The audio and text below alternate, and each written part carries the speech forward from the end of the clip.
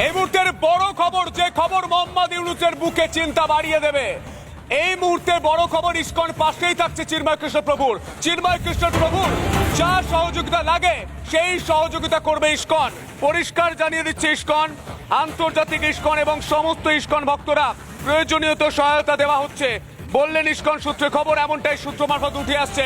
রাধা রমন দাস তিনি ঠিক কি বলছেন আমরা শোনার চেষ্টা করব। কলকাতার ইসকনের তিনি সদস্য রয়েছেন, তিনি মুখপাত্র রয়েছেন, কি বলছেন তিনি শুনবো। যেখানে একটা পেটিশনার ও পেটিশন করেছিল কি ইসকনকে ব্যান করা দেওয়া হোক, কেন কি চিন্ময় কৃষ্ণ দাস উনি ইসকনের অফিসিয়াল আর উনি এটা অর্গানাইজ করছেন এত সব র্যালি। তার মানে হচ্ছে কি ইসকন জড়িত আছে র্যালি অর্গানাইজ করার জন্য, ইসকন পেছনে আছে।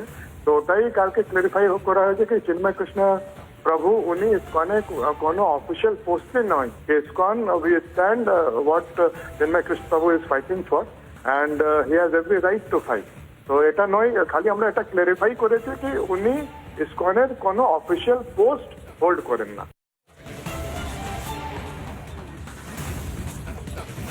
এই মুহূর্তে বড় খবর পরিষ্কার জানিয়ে দেওয়া হচ্ছে, এই চিন্ময় কৃষ্ণ প্রভুর পাশে রয়েছে আন্তর্জাতিক ইসকন এবং ইসকনের ভক্তরা। পরিষ্কার তিনি বলে দিলেন, পরিষ্কার জানিয়ে দিলেন। তাহলে এবার এই খবর জানার পর মোহাম্মদ ইউনূস নিশ্চয়ই রিপাবলিক বাংলা সোশ্যাল মিডিয়ায় দেখছেন, কারণ ভারতীয় মিডিয়াতে বন্ধ করে দিয়েছেন এত ভয়। এই মুহূর্তে সেই খবর দেখে নিশ্চয়ই মোহাম্মদ ইউনূসের ভয় পাচ্ছে, কারণ আন্তর্জাতিক ইসকন পরিষ্কার করে দিচ্ছে এই চিন্ময় কৃষ্ণ প্রভুর পাশে তারা থাকছে। আমরা শোনানোর চেষ্টা করব প্রাক্তন পুলিশ কর্তা তারা ঠিক কি বলছে, শুনবো। দেখুন, এই যে বাংলাদেশের যে রিসেন্টলি যে ঝামেলাগুলো হচ্ছে বাংলাদেশের ভিতরে, চিন্ময় প্রভুকে অ্যারেস্ট করা এবং তাকে জেলের মধ্যে পাঠানো, এটা প্রচণ্ড পরিমাণে অন্যায় হয়েছে। নাম্বার টু হচ্ছে এই যে বাংলাদেশের যে আরম্ভ হয়েছে, এটাতে যেটা সবচেয়ে বেশি বাড়বে সেটা হচ্ছে ক্রস বর্ডার টেররিজম বাড়বে। ক্রস বর্ডার টেররিজম হচ্ছে এই সীমান্ত অঞ্চল দিয়ে প্রচুর টেররিস্ট তার এদিক দিয়ে ঢুকবে।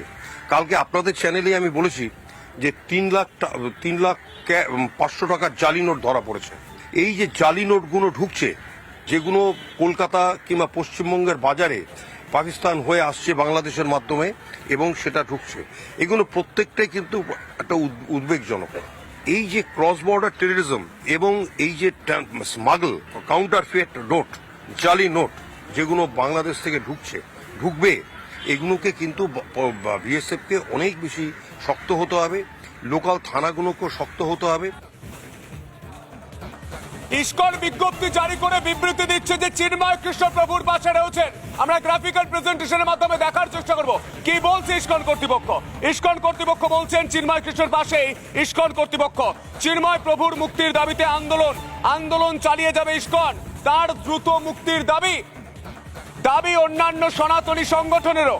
চিন্ময় কৃষ্ণ ইসকনের অফিসিয়াল পদে নেই, কয়েক মাস আগেই জানানো হয়। সকলের লক্ষ্য বাংলাদেশের শান্তি প্রতিষ্ঠা, সকলের লক্ষ্য বাংলাদেশে শান্তি প্রতিষ্ঠা বলছে ইসকন। সকলের লক্ষ্য বাংলাদেশের শান্তি প্রতিষ্ঠা, বাংলাদেশে হিন্দুদের সুরক্ষা দ্রুত নিশ্চিত হোক। বিজ্ঞপ্তিতে অবস্থান স্পষ্ট করলো ইসকন পরিষ্কার বলছে যে এই চিন্ময় কৃষ্ণ প্রভুর পাশে তারা ছিলেন, আছেন।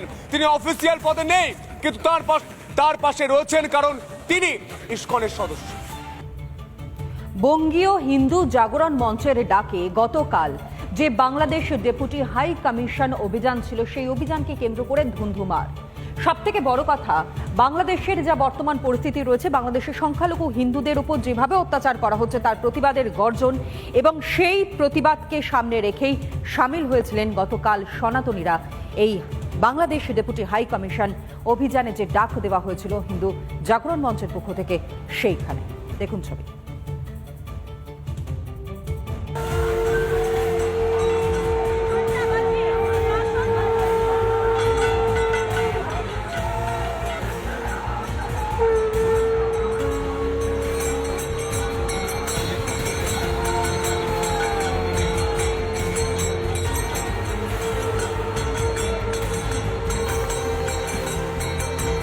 পদ্মাপাড়ে হিন্দুদের ওপর অত্যাচারের প্রতিবাদে উত্তাল গঙ্গা পার। বাংলাদেশের হিন্দুদের নিরাপত্তার দাবিতে গর্জন কলকাতার রাজপথে।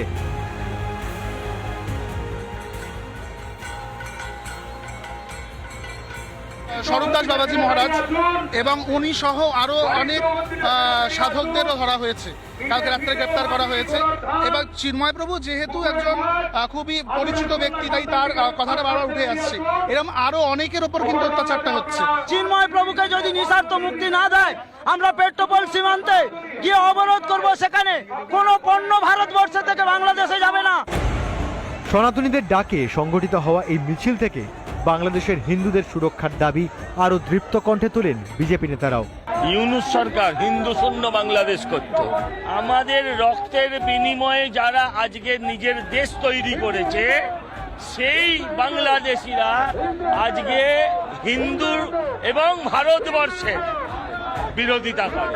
হিন্দুদের ওপর যে হিন্দু নিধন যজ্ঞ চলছে, সাধু সন্তদের রাষ্ট্রদ্রোহী কেস নিয়ে তাদের অ্যারেস্ট করে জেলে রেখে দেওয়া হচ্ছে, হিন্দু হিসাবে নিশ্চয়ই এর প্রতিবাদ করতে রাস্তায় নামতে হয়। শিয়ালদা স্টেশন থেকে বাংলাদেশ ডেপুটি হাই কমিশন, এই রাজ্যের হিন্দুরা একজোট হয়ে পথে নামলেন।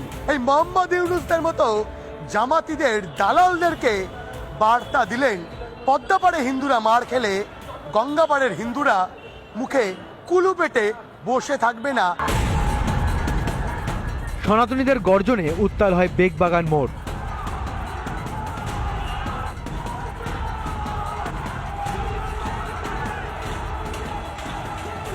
একদিকে যখন বিক্ষোভের আঁচে জ্বলছে বাংলাদেশ, সেই সময় এ রাজ্যেও বাংলাদেশে সংখ্যালঘু নিধনের বিরুদ্ধে কার্যত গর্জে উঠলেন সনাতনীরা। আজকের বেগবাগান চত্বর কার্যত ধুন্ধুমার হয়ে ওঠেন।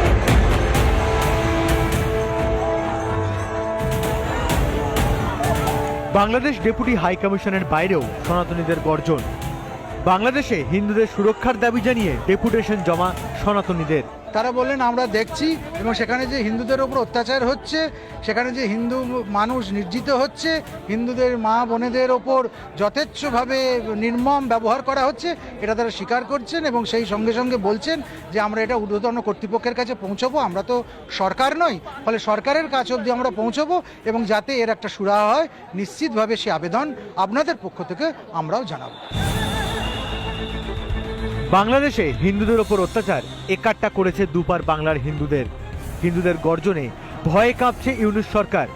হিন্দুদের ওপর অত্যাচার বন্ধ না হলে প্রতিবাদের ঝড় তুলবে এপার বাংলার সনাতনীরা। ভাস্কর বসু, পিঙ্কি অধিকারী, ঐন্দ্রিলা ঘোষের রিপোর্ট, রিপাবলিক বাংলা।